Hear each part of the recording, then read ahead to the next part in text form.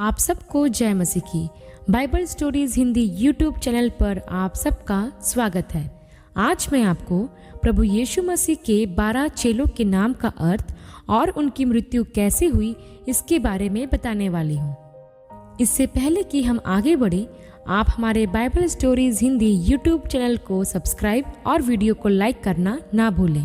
आइए प्रियो, वीडियो को शुरू करते हैं। सबसे पहले हम यूहन्ना के बारे में देखते हैं। यूहन्ना के नाम का अर्थ है परमेश्वर दयालु या अनुग्रहकारी है। यूहन्ना प्रभु यीशु मसीह का सबसे प्रिय चेला था, जिससे प्रभु यीशु सबसे ज्यादा प्रेम रखते थे। यूहन्ना के सुसमाचार के 13 अध्याय के 24 वचन में लिखा है कि यूहन्ना प्रभु यीशु की छाती की ओर सिर रखकर बैठा करता था, और प्रभु यीशु ने यूहन्ना के विषय ही पतरस से यह भी कहा था कि यदि मैं चाहूं कि वह मेरे आने तक ठहरा रहे तो तुझे इससे क्या। प्रियो, प्रेरित यूहन्ना वृद्धावस्था में मरने वाला एकमात्र चेला था। प्रभु यीशु मसीह के सुसमाचार के कारण उसे रोमी शासकों द्वारा बंदी बना लिया गया तथा कोलिजियम में लाया गया। प्रियो, कोलिजियम रोम साम्राज्य का एक स्टेडियम था जिसे मनोरंजन के लिए बनवाया गया था, जहां उसे खौलते हुए तेल के हंडे में डाल दिया गया। लेकिन उस तेल से उसको कुछ भी हानि नहीं हुई, बल्कि इस घटना के बाद कोलिजियम में बैठे कई लोगों ने प्रभु यीशु पर विश्वास किया और मसीह को ग्रहण किया। इसके पश्चात प्रेरित यूहन्ना को रोमी शासकों द्वारा पतमुस नामक टापू पर भेज दिया गया, जहां पर प्रभु यीशु ने उसे अंत के दिनों का प्रकाशन दिया, और वहीं पर उसने प्रकाशित वाक्य की पुस्तक को भी लिखा। वृद्धावस्था के कारण उसे वहां से मुक्त कर दिया गया, जिसके बाद वह इफिसुस में आए, जहां उनकी सन 98 ईस्वी के कुछ समय के पश्चात प्राकृतिक मृत्यु हो गई। इसके बाद हम शमौन के बारे में देखते हैं प्रियो, जो पतरस कहलाता था। इसके नाम का अर्थ होता है चट्टान। प्रभु यीशु ने पतरस के विषय में कहा था कि मैं इस पत्थर पर अपनी कलीसिया बनाऊंगा और अधोलोक के फाटक उस पर प्रबल ना होंगे। और जैसा प्रभु यीशु ने कहा था, प्रभु के स्वर्गारोहण के बाद पतरस ने अपना सबसे पहला प्रचार किया और उसके प्रचार से 3000 लोगों ने प्रभु पर विश्वास भी किया और बपतिस्मा भी लिया, जिसका वर्णन आपको प्रेरितों के काम की पुस्तक के पहले से दूसरे अध्याय में देखने को मिल जाएगा। पतरस को ईस्वी सन 66 के आसपास सम्राट नीरो के सताव के समय में उसी के कहने पर क्रूज पर उल्टा लटकाया गया। उसने कहा था, जिस तरह मेरा प्रभु क्रूज पर लटकाया गया, मैं इस योग्य नहीं हूँ कि मुझे भी वैसा ही लटकाया जाए, इसलिए मुझे क्रूज पर उल्टा अर्थात सिर नीचे पैर ऊपर करके लटकाया जाए। पतरस को रोम में वेटिकन सिटी में टाइबर नदी के पास क्रूज पर उल्टा लटकाया गया।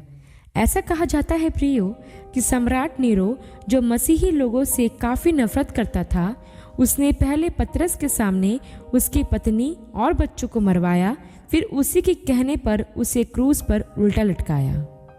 इसके बाद हम अंद्रियास के बारे में देखते हैं। अंद्रियास प्रेरित पतरस का छोटा भाई था। इसके नाम का अर्थ होता है बहादुर। जब प्रभु यीशु ने यूहन्ना से बपतिस्मा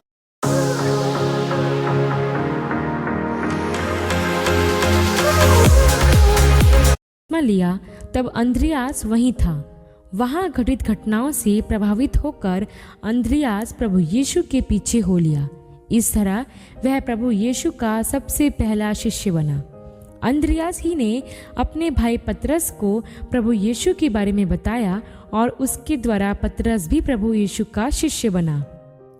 अंद्रियास को ईस्वी सन 60 के आसपास यूनान के एक शहर पटरास में एक्स आकार के क्रूज पर बांधा गया।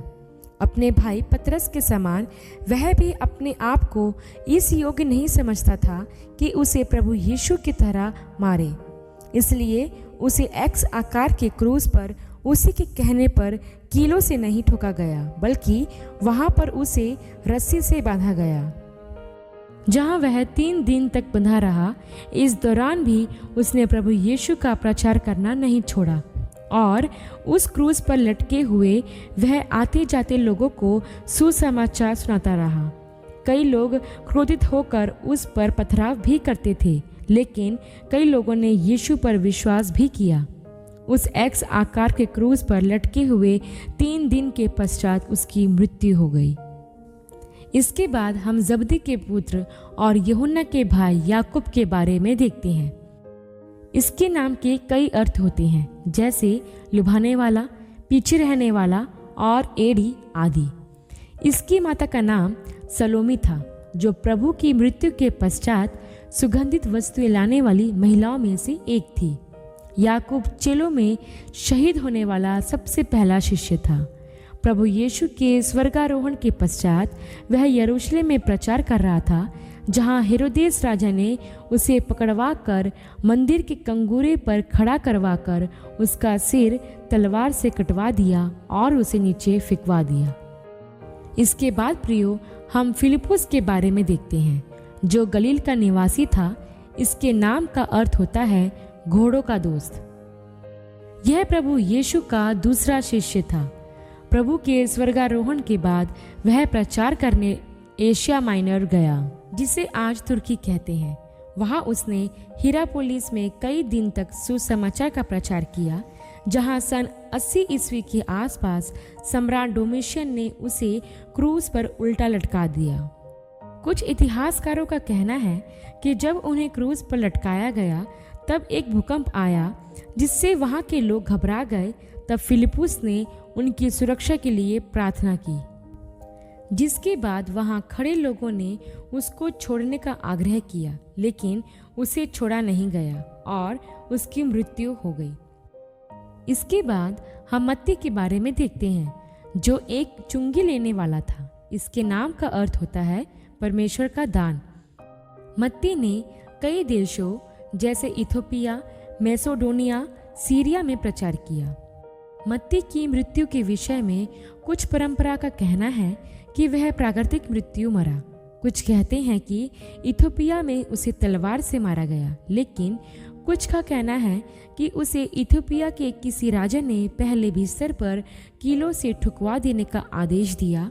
उनके पूरे शरीर को कागज, गंधक, तेल, डामर तथा झाड़ झंकार से ढक दिया गया और आग लगा दिया गया। इस प्रकार मत्ती की मृत्यु हुई और वह शहीद हुआ। इसके बाद बरतुल्मै के बारे में देखते हैं। उसके नाम का अर्थ होता है तलमै का पुत्र, क्योंकि इब्रानी भाषा में बर का अर्थ होता है पुत्र और तुल्मै उसके पिता का नाम था। बरतुल्मै ने भारत सहित कई देशों में प्रचार किया। इसने मत्ती रचित सुसमाचार का इब्रानी भाषा में अनुवाद भी किया था, जिसे वह भारत लाया। परंपरा के अनुसार बरतुल्मै को बारबूस राजा की आज्ञा से आर्मेनिया में ईस्वी सन 71 के आसपास चमड़ी उतारकर क्रूज पर चढ़ाया गया। फिर उसका सिर कलम किया गया और उसके पुत्र को समुद्र में फेंक दिया गया। इसके बाद हम थोमा के विषय में देखते हैं। इसके नाम का अर्थ था जुड़वा। यह वही चेला था जिसने कहा था कि जब तक मैं प्रभु यीशु के पंजर में अपना हाथ न डाल लूं, तब तक मैं विश्वास नहीं करूंगा कि यीशु जी उठे हैं। थोमा को दिदुमुस भी कहा जाता था। थोमा ने पहले मध्य पूर्व में प्रचार किया, फिर वह प्रचार करने भारत भी आया, जहां वह ईस्वी सन 49 के आसपास पहुंचे। वहां उन्होंने बहुत प्रचार किया और 7 कलीसियाओं की स्थापना भी की। थोमा ने उत्तर भारत, पंजाब, चीन और केरल तक प्रचार किया। जब वह माइलापुर की पहाड़ी पर प्रार्थना कर रहे थे, तब लोगों ने तंग आकर उन्हें भाले से भेद दिया। इस पहाड़ी को वर्तमान में थॉमस माउंट के नाम से जाना जाता है। उनके शिष्यों ने उन्हें चेन्नई के माइलापुर में दफना दिया, जहां एक भव्य चर्च बनवा दिया गया। थोमा को भारत का प्रेरित भी कहा जाता है। इसके बाद हम तद्दै के बारे में देखते हैं। उसे तदियुस भी कहा जाता था। इसके नाम का अर्थ है हार्दिक। इसे यहूदा के नाम से भी जाना जाता था। तद्दै का नाम सुसमाचारों में शामौन के साथ आता है, क्योंकि कहा जाता है कि यह दोनों अच्छे मित्र थे। तद्दै ने अर्मेनिया में प्रचार किया, जहां उसे ईस्वी सन 50 के आसपास तीरों से भेजा गया। इसके बाद हम शमौन कनानी के बारे में देखते हैं। इसके नाम का अर्थ है उसने सुना है। इसे शमौन जिलोतेस के नाम से भी जाना जाता था। माना जाता है शमौन पतरस से अलग पहचान देने के लिए उसे शमौन कनानी या शमौन जिलोतेस कहा जाता था। जब यह प्रभु का शिष्य बना तब उसकी उम्र 40 वर्ष रही होगी। ब्रिटेन के लंदन में भी प्रभु का प्रचार किया और कई आश्रयक्रम भी किए। उनकी मृत्यु के विषय परंपराओं की अलग अलग मान्यता है। कुछ का कहना है कि वह स्वाभाविक मृत्यु मरे, वही कुछ का कहना है कि उन्हें सूली पर चढ़ाया गया। वही कुछ मानते हैं कि उनके शरीर के 2 भाग कर दिए गए थे।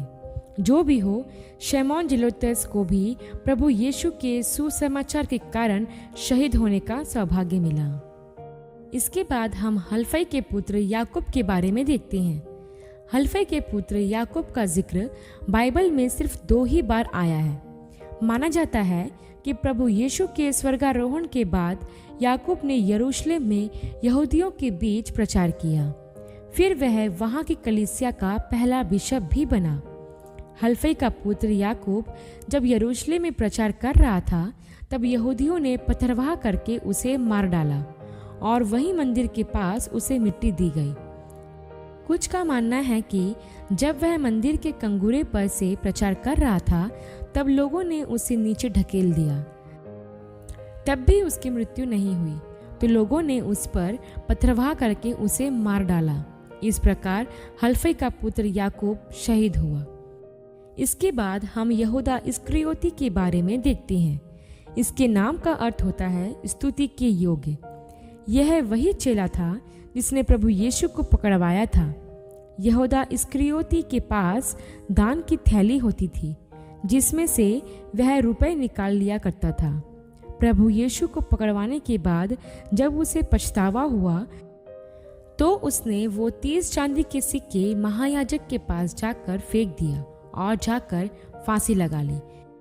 आशा करती हूँ प्रियो, यीशु मसीह के 12 चेलों की सेविकाई और प्रभु यीशु मसीह के लिए उनकी शहादत के बारे में जानकर आपको आशीष मिली होगी।